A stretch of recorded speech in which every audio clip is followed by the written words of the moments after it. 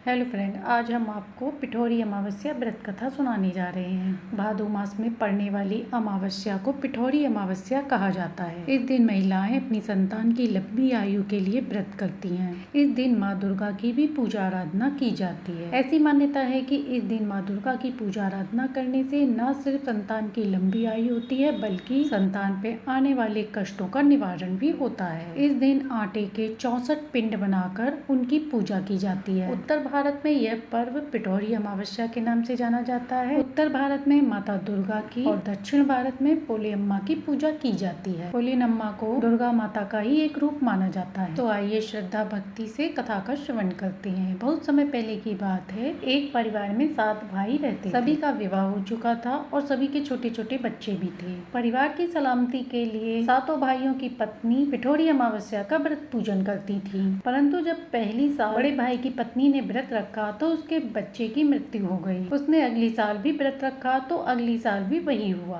तब बड़े भाई की पत्नी ने अपने मृत पुत्र का शरीर कहीं छिपा दिया। गांव की कुल देवी जो गांव की रक्षा करती थी, जिन्हें पोलेअम्मा कहते थे, वह गांव की रक्षा के लिए पहरा दे रही थी। उन्होंने जब देखा कि एक दुखी माँ दुखी हो रही है तो उन्होंने वजह जाननी चाहिए। जब बड़े भाई की पत्नी ने सारा हाल कह सुनाया तो पोलेअम्मा को दया आ गई। उन्होंने उसे बताया कि वह उस स्थान पर हल्दी छिड़क दे जहां पर उन्होंने अपने बेटे का अंतिम संस्कार किया है। यह सुनकर बड़े भाई की पत्नी ने ऐसा ही किया। ऐसा करने के बाद जब वह घर लौटी तो 7 पुत्रों को जीवित देख उसकी खुशी का ठिकाना न रहा। उस दिन पिठोरी अमावस्या का दिन था। तभी से गांव की हर स्त्रियां पिठोरी अमावस्या का व्रत पूजन करने लगी। तो आइए अब सुनते हैं पितृदोष से मुक्ति के लिए पीपल देव की कहानी। अमावस्या के दिन इस कहानी को सुनने से पितृ प्रसन्न होते हैं। किसी नगर में मंगला नाम का एक किसान काम करता था। वह खेती बाड़ी करके अपना घर चलाता था।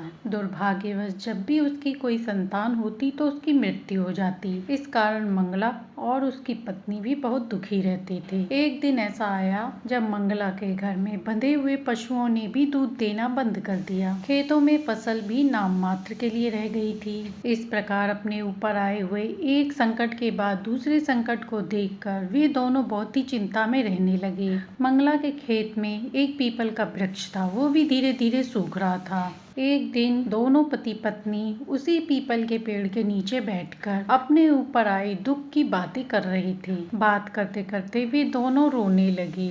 तभी वहां पास में से एक महात्मा गुजर रहे थे। जब उन्होंने उन दोनों को रोते हुए देखा तो वह उनके पास गए और उनके पास जाकर रोने का कारण पूछा। वह महात्मा पीपल के वृक्ष के पास गए और उन दोनों से रोने का कारण पूछा। महात्मा को देखकर दोनों ने प्रणाम किया और महात्मा के पूछने पर उन्होंने उन्हें सब कुछ बता दिया। उन्होंने ये भी बताया कि हे महात्मा, कई वर्षों से हम संतान का दुख झेल रहे हैं और अब हमें अपने पशु और खेतों का दुख भी झेलना पड़ रहा है। उसकी ऐसी दशा देखकर महात्मा बोले, बेटा तुम किसी प्रकार की चिंता मत करो। तुम्हारे खेत पर लगा हुआ ये पीपल का वृक्ष तुम्हारे सभी दुखों का निवारण करेगा। आज के बाद से तुम रविवार को छोड़कर इस पीपल को कच्चे दूध, जल और तिल से सींचना और शाम के दिन सरसों के तेल का दीपदान करना। रविवार के दिन पीपल पर जल चढ़ाने की जगह दूध मिश्रित जल सूर्य भगवान को अर्पण करना। ऐसा करने पर तुम्हारे ऊपर आया हुआ सारा संकट टल जाएगा। इतना बताकर महात्मा वहां से चले गए। अगले दिन से ही मंगला अपने खेत पे लगे पीपल के वृक्ष को सींचना शुरू कर देता है और संध्या के समय पीपल के वृक्ष के नीचे दीपदान करता है। ऐसा करने पर देखते ही देखते मंगला के संकट धीरे धीरे कटने लगते हैं और वह पीपल का वृक्ष फिर से धीरे धीरे हरा होने लगा। खेत में फसल भी लहराने लगी। पशुओं ने दूध देना फिर से शुरू कर दिया और 1 वर्ष बाद मंगला को पुत्र रत्न की प्राप्ति हुई। दोनों पति पत्नी अपने पुत्र के साथ खुशी खुशी जीवन यापन करने लगे। एक दिन फिर से मंगला को उस महात्मा के दर्शन हुए। उसकी पत्नी ने पुत्र सहित महात्मा को प्रणाम किया और कहा, हे प्रभु, आपकी कृपा से हमें सर्व सुख प्रदान हुआ है। महात्मा ने कहा, हे पुत्र, ये मेरा आशीर्वाद नहीं है बल्कि तुम्हारे पितरों का आशीर्वाद है जिसका दोष तुम पर लगा हुआ था। पितरों की शांति के लिए पीपल की पूजा सर्वोपरि बताई गई है। इसलिए हर मनुष्य को पितरों की शांति के लिए पीपल की पूजा आराधना अवश्य करनी चाहिए। ऐसा करने पर पितृ प्रसन्न होते हैं और सुख का आशीर्वाद देते हैं। इतना कहकर महात्मा वहाँ से चले जाते हैं और मंगला पहले की तरह ही अपने कार्य को करने लगता है। हे पीपल देवता, जैसे आपने मंगला के कष्ट काटे वैसे ही कथा को सुनने वाले, कहने वाले, हुंकार भरने वाले पर अपनी कृपा बनाए रखना। तो प्रेम से बोलिए श्री हरि पीपल देव की जय। आइए अब सुनते हैं पुलाला माता, जिन्हें हम शीतला माता या पूरे रमा माता भी कहते हैं। तो आइए सुनते हैं शीतला माता की कथा। बहुत समय पहले की बात है। शीतला माता ने लोगों की परीक्षा लेने के लिए डुमरी गांव में प्रवेश किया।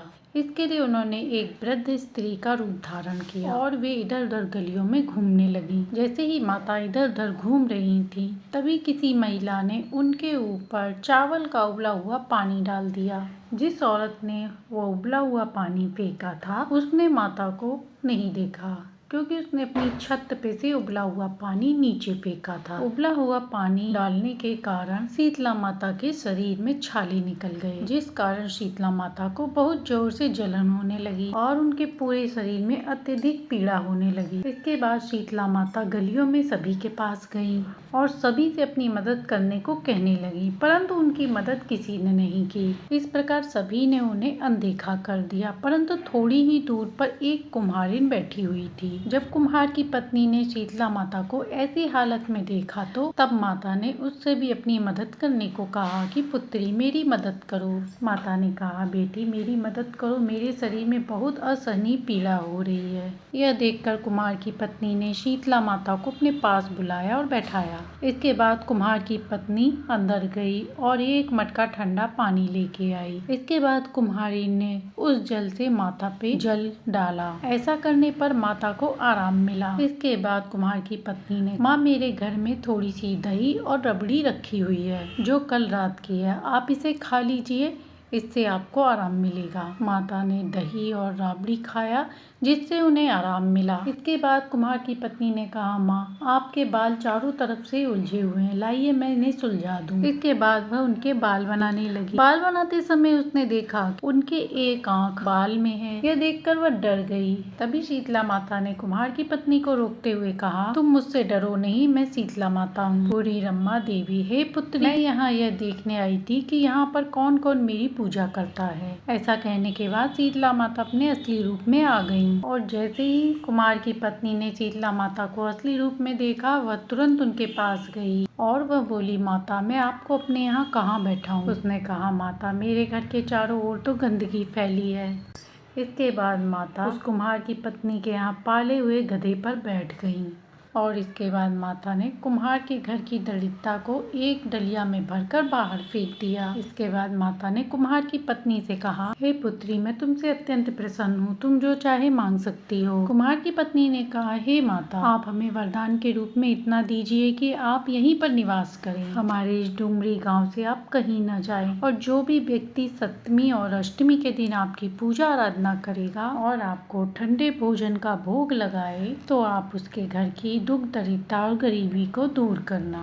जो महिलाएं आपकी पूजा करें उन्हें अपना आशीर्वाद देना। साथ ही जो भी व्यक्ति आपकी पूजा आराधना करे उसके घर में सुख शांति समृद्धि के साथ रोग से मुक्त रखना। इसके बाद शीतला माता ने कुम्हार की पत्नी की बात मानकर कहा, तुम्हारा यह वरदान जरूर पूरा होगा। इसके बाद माता ने उससे कहा, तुम इस घड़े के पानी को अपने घर के चारों ओर छिड़क देना क्योंकि कल सभी के घर में आग लगेगी और ऐसा करने पर तुम्हारे घर में आग नहीं लगेगी। इसके बाद कुम्हार की पत्नी ने शीतला माता की बात मानकर घड़े के पानी को अपने घर के चारों ओर छिड़क लिया। अगला दिन शुरू होते ही सबके घर में आग लग गई, लेकिन कुम्हार के घर में आग नहीं लगी। सभी के घर में आग इसलिए लगी थी क्योंकि किसी ने भी शीतला माता की मदद नहीं की थी और उन्हें अनदेखा कर दिया, इसलिए उन्हें यह दुख भोगना पड़ा। इसके बाद यह देखकर सभी लोग आश्चर्य में थे और सभी लोग राजा के पास जाके उन्हें सारी बात बताई कि हमारे घर आग लग गई गई है और कुम्हार के घर आग नहीं लगी है, ऐसा कैसे हो सकता है। राजा भी यह सुनकर आश्चर्य में था। इसके बाद राजा ने कुम्हार की पत्नी को अपने दरबार में बुलवाया। राजा ने कुम्हार की पत्नी से पूछा, तुम्हारे घर को छोड़कर बाकी सभी के घर में आग क्यों लग गई? जब आग सबके घर में लगी थी तो तुम्हारे घर में कैसे नहीं लगी? तब कुम्हार की पत्नी ने बताया, कल मेरे घर में शीतला माता आई थी और उन्हीं के प्रकोप से ऐसा हुआ है, क्योंकि शीतला माता एक बूढ़ी औरत के रूप में आई थी और वह जल गई थी। वह सबसे गुहार लगा रही थी अपनी मदद के लिए, परंतु किसी ने भी उनकी मदद नहीं की, इसीलिए वह रुष्ट हो गई और उन्होंने ऐसा किया। यह सुनकर राजा ने पूरे नगर में घोषणा करा दी कि आज से सभी लोग शीतला माता की पूजा आराधना करेंगे। इसके बाद से डुमरी गांव का नाम शीतला डुमरी गांव पड़ गया और जहां आज भी राजस्थान में शीतला माता का बहुत बड़ा मंदिर है और जहां पर हर साल मेला लगता है। शीतला माता को बहुत से रोगों की देवी बोला जाता है। पुलेरम्मा गांव की रक्षक देवी के रूप में जानी जाती हैं। इनकी पूजा अवश्य करनी चाहिए। तो प्रेम से बोलिए शीतला माता की जय। जय हो पुलेरम्मा देवी। आइए दोस्तों, अब हम सुनते हैं शनि अमावस्या व्रत कथा। शनिवार को अमावस्या पड़ने पर इसे शनि अमावस्या कहा जाता है। इस दिन शनिदेव की पूजा उपासना करने से सभी ग्रहों में शांति मिलती है। पौराणिक मान्यताओं के अनुसार शनि देव व्यक्ति को कर्मों के हिसाब से फल देते हैं। वहीं सज्जन लोगों को अच्छे कार्य के लिए अच्छा फल देते हैं और बुरे लोगों को बुरे कार्य के लिए बुरा फल भी देते हैं। शनि अमावस्या के दिन शनि देव की पूजा आराधना करना बहुत अधिक पुण्यदायी माना गया है। ऐसा करने वाले व्यक्ति के 7.5 ढैया में आराम मिलता है और इस दिन शनि देव की कथा कहानी सुनने से उनका प्रकोप कम होता है। तो चलिए कथा शुरू करते हैं। सूर्य देव की 2 पुत्री थी, संज्ञा और छाया। दोनों ही विश्वकर्मा भगवान की पुत्री थी। जब देवी संज्ञा का विवाह सूर्य देव से हुआ तो वह उनका तेज सहन नहीं कर पा रही थी और वह अपनी प्रतिरूप छाया को ले आई और छाया सूर्य देव की पत्नी बनकर रहने लगी और दूसरी जगह संज्ञा अश्व रूप में आकर धरती पर विचरण करने लगी। छाया भी सूर्य देव के तेज को सहन नहीं कर पा रही थी और जब सूर्य देव उनके पास आए तो छाया उन्हें देखकर उनका रंग काला पड़ गया। इसके बाद छाया गर्भवती हो गई और फिर पुत्र रूप में शनिदेव का जन्म हुआ। जिस दिन शनिदेव का जन्म हुआ उस दिन जेठ मास की अमावस्या थी और शनिवार का दिन था, इसीलिए अमावस्या का धार्मिक दृष्टि में अत्यंत महत्व है। जब सूर्य देव ने अपने पुत्र को देखा तो कहा, ये मेरा पुत्र नहीं हो सकता, क्योंकि उनका रंग श्याम वर्ण था। इसके बाद उन्हें पता चल गया कि उनकी पत्नी की जगह छाया रह रही है। ये जानने के बाद सूर्य देव ने शनिदेव और छाया को छोड़कर अपनी पहली पत्नी की तलाश करने लगी। शनिदेव जब बड़े हुए तो उन्होंने अपने तप से बल से सूर्य देव से ज्यादा प्रभावशाली जब तप किया और वह भगवान शिव की तपस्या करने लगे। भगवान शिव ने शनिदेव की तपस्या से प्रसन्न होकर शनिदेव को ग्रहों में न्यायाधीश का पद प्रदान किया। भगवान शिव ने उन्हें ये भी वरदान दिया कि हे शनि, 9 ग्रहों में तुम्हारा सबसे श्रेष्ठ स्थान रहेगा और तुम्हारे न्याय से तीनों लोकों में कोई भी नहीं बच सकेगा। तुम सभी जीवों प्राणियों के कर्म को देखते हुए न्याय करोगे। इसके बाद शनिदेव नवग्रहों में विराजमान हो गए और पूजनीय हो गए। शनि अमावस्या के दिन इनकी पूजा आराधना करना और इनकी कथाओं का श्रवण करना विशेष पुण्यदायी फलदायी माना गया है, जो कर्मों से उच्च पद दिलाने की प्रेरणा देता है। तो ये थी शनि अमावस्या पे सुनी जाने वाली भाद मास की पिठौरी अमावस्या शनि अमावस्या की संपूर्ण कथाएं। आशा है कि ये कथाएं आपको पसंद आई होंगी। पसंद आई हो तो लाइक सब्सक्राइब करें।